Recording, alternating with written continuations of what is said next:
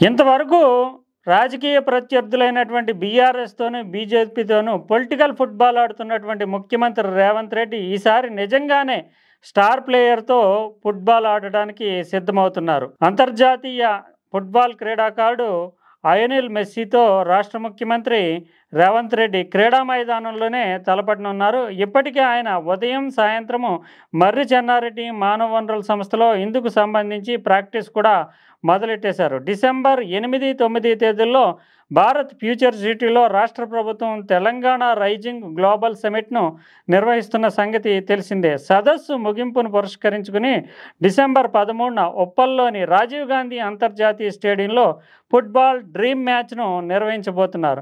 భారత పర్యటనలో భాగంగా హైదరాబాద్కు వస్తున్నటువంటి మెస్సీ ఉప్పల్ స్టేడియంలో ప్రభుత్వ పాఠశాలల పిల్లలతో ఫుట్బాల్ ఆడతారు.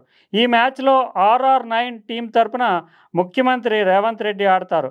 LM10 టీం తరపున మెస్సీ ఆడతారు. ఈ మ్యాచ్లో రేవంత్ రెడ్డి 9వ నెంబర్ జెర్సీ ధరిస్తారు.